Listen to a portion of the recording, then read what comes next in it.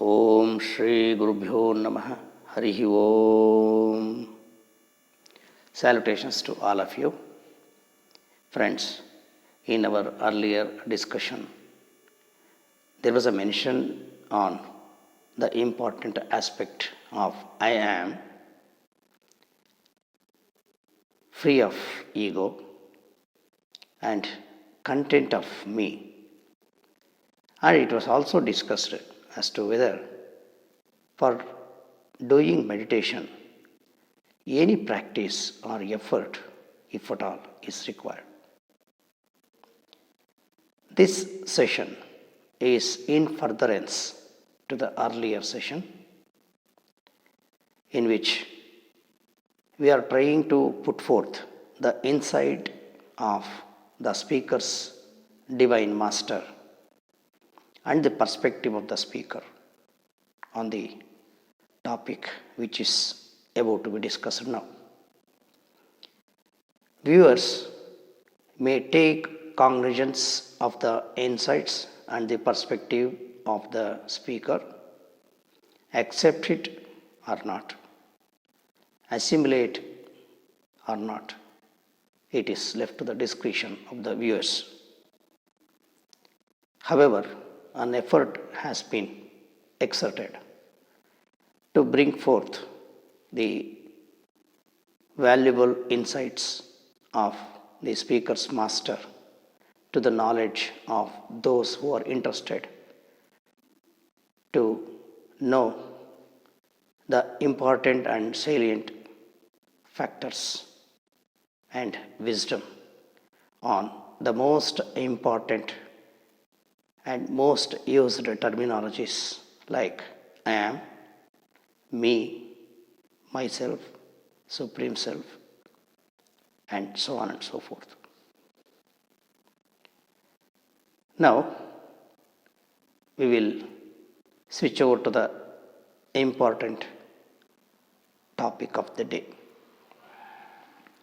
The discussion we will start with the questions posed by the speaker to his divine master on the very topic of the day.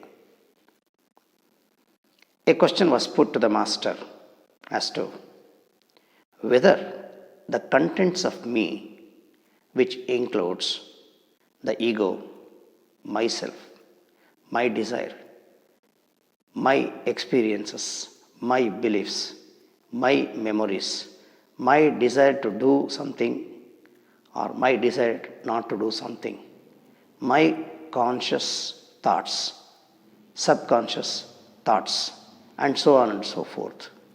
These aspects are the part of me.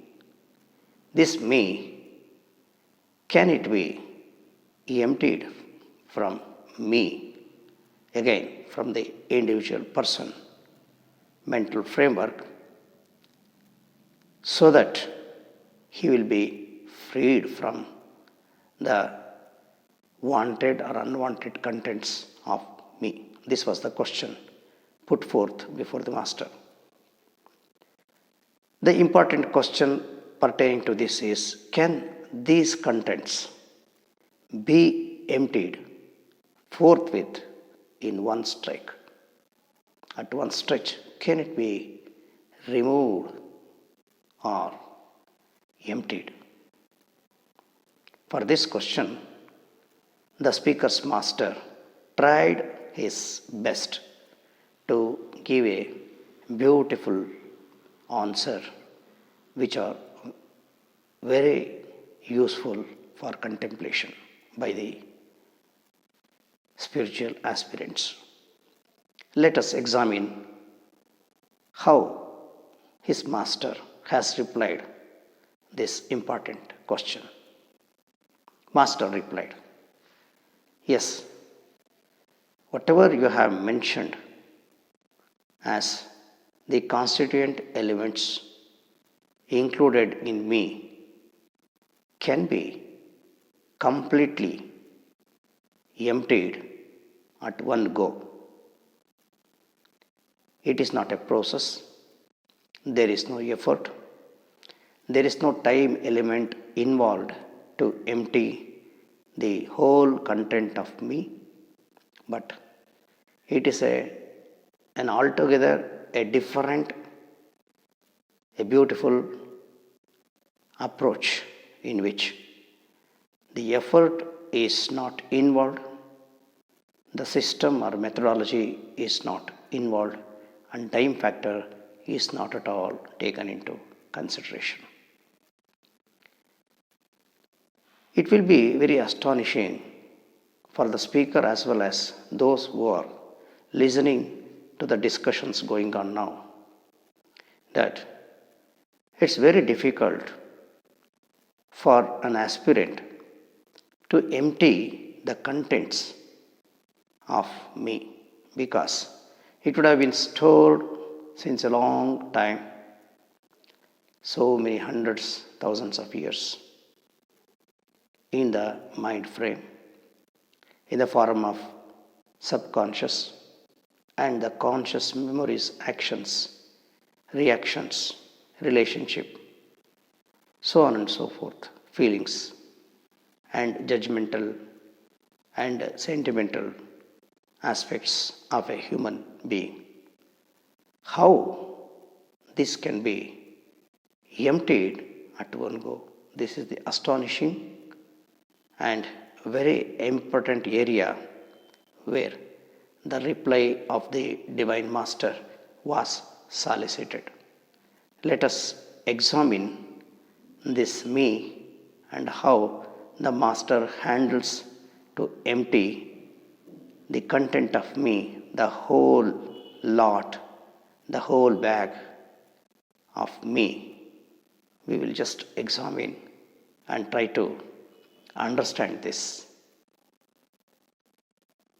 Master proceeded with his reply to the speaker's question, stating that the content of me can neither be emptied by way of pretension or denial. It is not a conceptual or logical removal of the contents of me, but it is a fact. The important area or the important source is that this content of me can only be emptied through the help of perception. Perception of the world helps one in emptying the contents. The whole emptying of the contents takes its initiation from the perceiving the world. Then the question arises. The speaker asks the Master as to how the perception can play a role in removing or emptying the content. Whether perception is in respect of the images of a person, or the images the person draws about the other person, or the situations, the relationships he has and he had, the thoughts he has, and his conscious and subconscious thoughts, his relationship, his discussions, so on and so forth. How this perception matters, whether it is on the images or otherwise. This was the subsidiary question put forth by the speaker to his Divine Master. The Master says, if perception is there, it is not on the images. If images are there, perception has no place or role to play. In the sense, the image are the product of mind.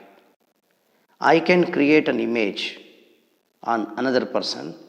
The other person can create the image on me.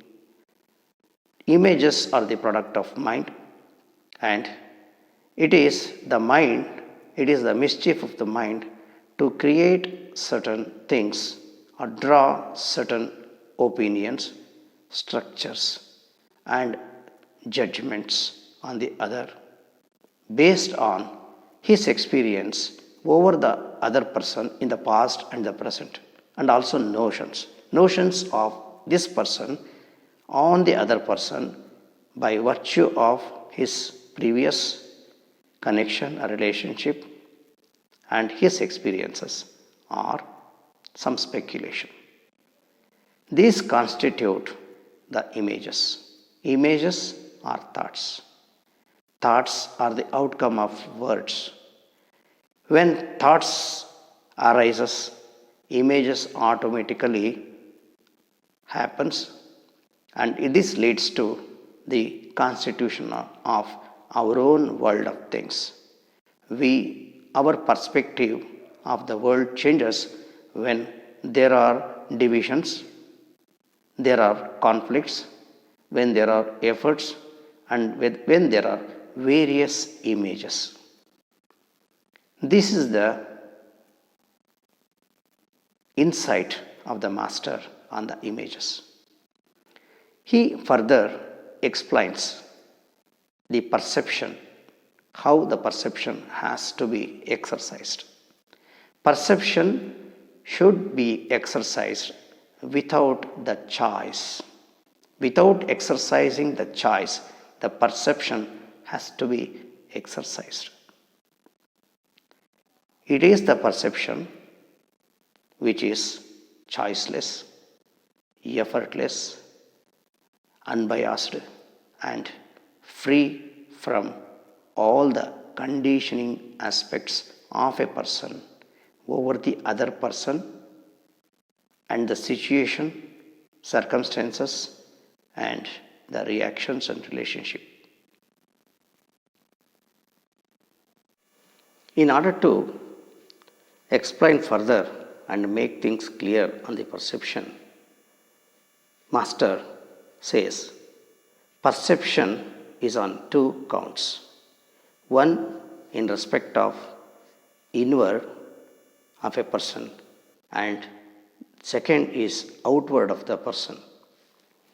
If perception is exercised on the person inside, he should exercise it without going into the details of his ugliness or his beauty, his thoughts, his conscious or subconscious thoughts, experiences, memory of the past, present, and speculation of the future. Similarly, he has to exercise the perception outwardly towards the other person or the world without going into the details of its beauty, ugly, and its actions and its attitudes, its reactions, thoughts, and other things. If this is done, he will be in non-duality, he will be at conformity of things. There is no disparity or difference or conflict, as a result of which the contents of me in the person inwardly and the contents towards his outward world would be nullified immediately when he is choiceless.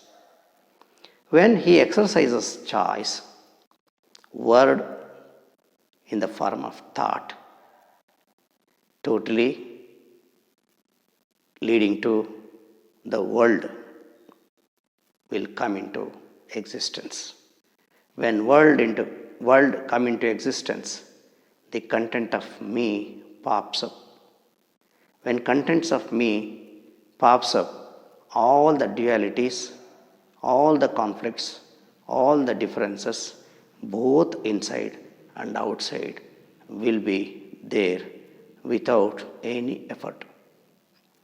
If such being the case, the choices we make leads to the futile exercise of emptying the contents of me. Therefore, our perception should be choiceless, effortless, without going into the details of a person inwardly and also his outward world.